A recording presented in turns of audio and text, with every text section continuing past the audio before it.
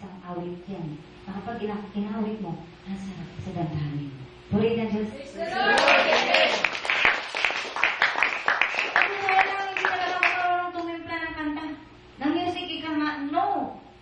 Hindi ko linya. Ganon pa man. Kapag alam ko, ang himig, sige, kanta ko. Galing sa puso ko. Kahit iba ang tono, basta galing sa puso ko para sa Diyos. Pusong dalisay. Walang dumi. Puro malinis. Pusong dalisay ang aking nais. Likhain mo, O Diyos, para sa akin. Gusto ko talaga matutong umawit para sa Diyos eh. Huliin na lang.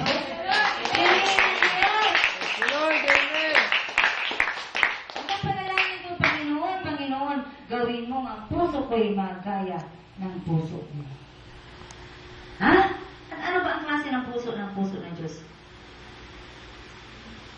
Walang pinipili. Amen?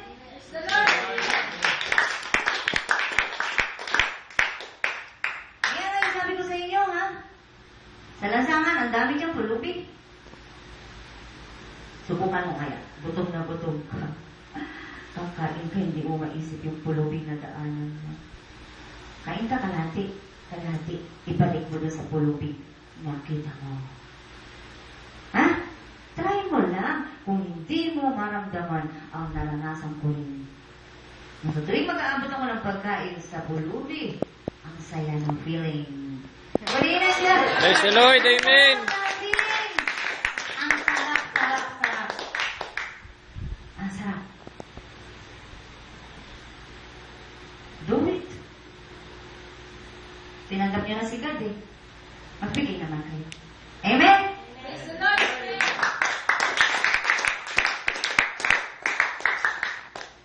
Kailangan maranasan niyo yan. Matest niyo yung sarili niyo.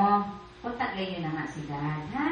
Kaya pinagagawa ko sa inyo. Kahit utos ito, mararamdaman nyo naman. Kung bukas sa kalooban nyo, makakaramdam kayo ng buong kasiyahan.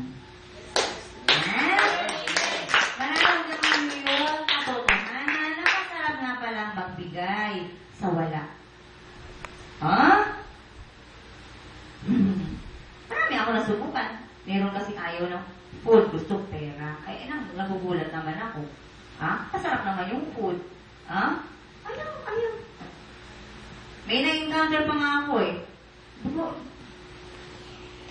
Sige na ate, kainin mo ito. Mainit-init pa kasi yung binilan ko katabi lang. Di ba? Init-init. Tinitigan niya yung awa ko. Eh, matandad kasi ako eh. Sige na ate, tanggalin mo na yung sigarilyo mo. Pagbanggit ko sa sigarilyo, pati yung food, tinanggihan niya. Pero yung sigarilyo, titik-titik niya. Wow, di ba? Yun ang ginawa ni Satanas sa kanya. Ha? Nilugmok siya doon sa abang kalagayan dahil sa bisyo. Amen? Ano po ako? Hindi na talaga tinanggap yung food. Kasi sabi ko, ate, tanggalin mo po yung sigarilyo. Kain ka po muna. Hindi na yung gano'n niya ako. Sige na ate, sige na po, kung natanggalin yung sigarilyo mo, kainin mo na ito. Talaga hindi na niya tinanggap yung food.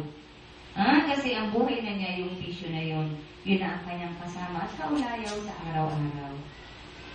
So, dapat tayong mahabag sa kanila kasi sila ay nasa dilim. Hindi na sila makabalik sa liwanag. Nalabuan na ang kanilang mata. Okay? Nabulag na talaga sila. Sabihin natin literal, ikaw kaya kapag nasa dilim ka at bulag ka, doble ang kadilim at taglay mo. Amen? Amen. Kasi alam mo nga madilim ka. Ano ba ang mga pakiramdam kapag nasa madilim na lugar? Mga huli kung ano mga kuliglig yan, di ba? Kasi ang dilim kadalasan ay nasa kadiliman, sa mga liblib na lugar. Tama ba? So, kung ang liwanag, kung nasa liwanag ka ba, naging brum, di ba? Mga ingin ng tao, ibig sabihin nasa labas ka, maliwanag. Pero kung madilim, tahimik yan at mga, kung ano-anong mga huni, na mga hindi ordinaryong huni ang maririnig mo, nasa dilim ka. At nakakatakot yun, kasi bulag ka. Di ba? Maghanap ka ng liwanag. At hanap ka ng isang magbibigay sa iyo ng liwanag. Amen?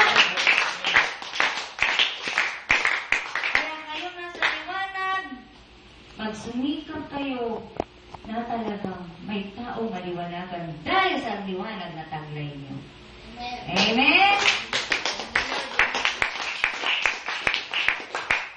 Sa trabaho ang kailangan, ha? Sa mga naghahanap ng trabaho, may trabaho na kayo. Binigay ng Diyos sa inyo. Amen? At ang magpapasahod sa inyo ay walang iba kundi ang cashier sa langit. Purihin ang Diyos. Purihin ang Diyos! Praise the Lord, amen! Hindi ba kayo magala? Ako, masayang-masaya ako. Ha? Natuto pa rin ako doon sa 13 days of trials. Natuto pa rin ako. Kaya sa bawat pagbibigkas ko dito ng mga katagang ito, natututo din ako kasabay niyo. Praise the Lord, amen! Maging ako. Ha? Kaya kung maglilis man ako, magbawas man ako ng ibinigay ni God, bawas lang yun. Pinupunuan niya ako palagi. Purihin ang Diyos. Praise the Lord, amen! Ha? Kung kayo maging tamad sa pagpunta sa gawain ng Diyos, walang dahilan, wala kang trabaho, ang excuse mo lamang ay yung trabaho na may amo ka na hindi ka pwedeng mag-absent. Pero kung ang amo mo ay sarili mo, napagkat sariling negosyo, bigyan mo ng pinaka-the best na oras ang Diyos paglinggo. Praise the Lord, amen! Tatas yan. Sa mga may sariling negosyo, close your business. Pagdating ng linggo, bigay mo kay God ang buong linggo. Buong Sunday. Wala. Estudyante, Monday to Saturday. Pagdating ng free time, gawin ang assignments. Review. Ha? Pagdating ng linggo, relax yung mind na yan kay God. Ha? I-relax sa Diyos yung mind na yan para sa Diyos yung mind na yan at buong pagkatao ng linggo. Amen? Para hindi tayo hanapan ng Diyos sapagkat sabi nga, ibinigay ang 6 na araw sa atin. Wala. Isang araw lamang ang hinihingi ng Diyos. At yung isang araw rin, hindi mo pa maibigay na po ang lungkot ng Diyos. Diba? Diba? Kapag may date ka, hindi ka pinuntahan, nalungkot ka, i-pray mo yan. Diba? Aba, ang Diyos, huwag mo paghintayin, ha? May sakit ka mga kapatid. Diba? Panginoon, nandito ako. Mas lalo nga ako, dapat pumunta. Kailangan kita. Amen? Pagdating sa Diyos, wala kayong idadahilan. At kung mayroong gustong makipagkita sa iyo paglinggo, dali mo rito. Ha? Ganun lang. Maliwanag na ba sa lahat? Praise the Lord, amen! Ang pag-ibig ni Jesus, ang pag-ibig ng Diyos, ibinigay si Jesus para sa lahat. Praise the Lord, amen! Kung may nagagalit sa akin, sorry. Kung may mga nasasaktan dahil sa mga pahayag ni God, bilang tao ko'y nagsasorry. Kasi, nasasaktan ko kayo. Pero, maaari pagdating ng kaliwanagan sa inyo at tinanggap ninyo magpapasalamat kayo sa akin. Praise the Lord! Hindi ko na kailangan ako ipasalamatan. Ang kailangan ko lamang kayo ay maliwanagan. Sapagkat ang pasasalamat nga ay tanging sa Diyos lamang. Amen? So, ang pasasalamat pa rin tayo ng ulan sa tao. Hindi ba kapag tayo ginawa ng mabuti, deserve ng tao, pasalamatan siya. Diba? Kung ang tao natin na papasalamatan, ang Diyos dapat lagi hindi nakakalimutan. Napasalamatan. Amen? So, wala nang magiging yung mga nalaglag ay hindi lumaban. Amen? Hindi sila lumaban. Ang sabi nga ng Diyos ay ano? Ang sino mang nagpapakababa sa harapan ng Diyos ay siyang itataas ng Diyos. Praise the Lord! Kaya, malinaw na, kapag nagkasala, takbo agad sa hapag ng Diyos. Takbo ka sa isang sulok ng bahay mo, and manalangin ka. Huwag mo na hintayin yung linggo para humingi ng tawad, ha? So, magkasala ka, nag-away ka ng asawa mo, inaway mo anak mo, nakasagutan mo yung kaibigan mo, ask forgiveness ka agad-agad. Amen?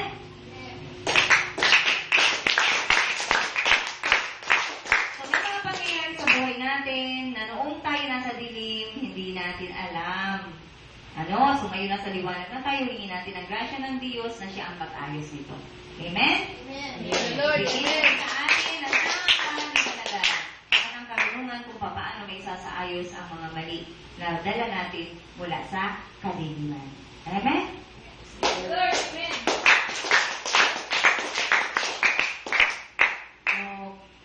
Paalaala lamang sapagkat kailangan talagang malaman ang banal na kasulatan, bagaman ang kabuuan ito ay pag-ibig. Alamin pa rin natin sapagkat ang himala at pagtanggap ay nasa pamamagitan ng faith. So, ang faith ay lalalim sa patuloy na pakikinig ng salita ng Diyos. Paano kung linggo lamang tayo makakapakinig? So, yung Monday to Saturday, magkaroon tayo ng time na magbasa ng Biblia. Amen? Magbabasa ng Biblia sapagkat ang pagbabasa sa Biblia ay pakikipag-usap sa Diyos. Ha?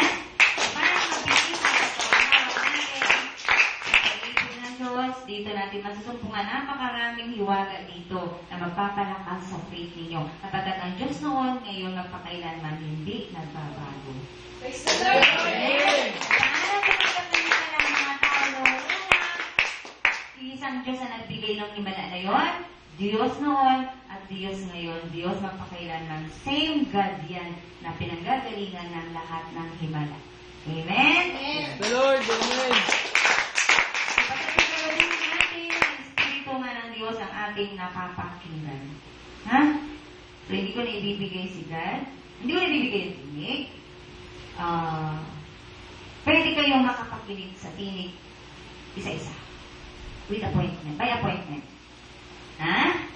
Gano'n na lang ang gagawin ko. Para yung iba na mahina ang faith, hindi ma-damage. Naiintindihan niyo pa ako? So, sapat na yung words biga na siyang pinitawan dito. So, doon sa gusto marinig yung tinig, mag-set kayo ng appointment sa akin. Ipaparinig ko sa inyo yung tinig ko ano ang gusto ni God sabihin sa inyo. Amen? Amen. Mapagod yun. Pero sige, gagawin ko yun para sa inyo. Mapagod yun siyempre kasi isa-isa. Kapag si Jesus Christ, sa pamamagitan ng Holy Spirit, ay gumagalaw sa akin at kinakausap ang tao na mapagod sa bali ko. Diba? Pero ganun pa man, sige, wala namang mahirap sa Diyos eh. Ang katapat lang yan ay higa at kain. Purihin ng Diyos.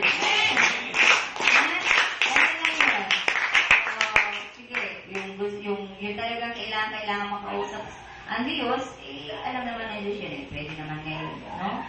Alam ng Diyos. Tatanungin ko lang naman kayo bakit mo gusto makausap si Jesus. Depende sa reason mo, ha? Kung yung reason, yung iyo namang reason, kaya ko na sagutin, ako na sagot sa'yo. Okay? Diba? Pero kung tuloy mo gusto mo marinig yung tinig, bigay ko sa'yo, ha? Maliwanag na? Okay, so, si Jesus sa kapangyarihan ng Banal na Espiritu Santo, maririnig nyo by appointment. Maliwanag na? Praise the Lord. Amen.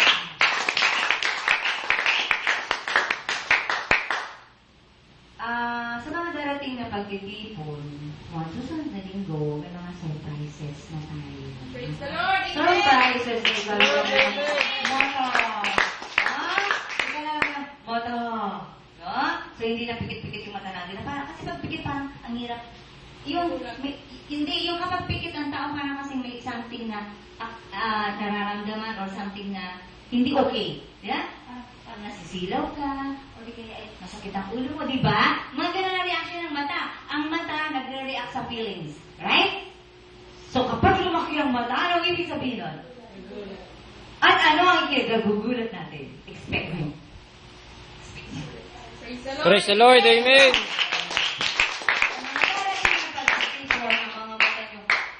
Kasi gusto nyo makita ang blessing ng Diyos. Praise the Lord. The Lord, Amen. amen. At yan ay nasa atin na. test nga lamang sa likod ay kakaiba. Natawa ako na may tunog. Ha? Kakaiba ang test nga lang sa akin. No? So, kasama yan eh. Nakita ko kasi yung love. Unconditional love. Amen? The Lord, amen. So, sige po, kung mayroon kayong mga kakilala, kaibigan na gustong dalhin para mabigyan ng true love yung taong yun, dalhin nyo kaagad. Huwag nyo nang hintayin ng linggo. Ha? Huwag nyo nang hintayin ng linggo. Maraming gagawin si Satanas para hindi nyo madala dito yun. Ha? Dalhin nyo kaagad. Amen. Amen talaga. Ha? Ganon. Kaagad-agad. Ha?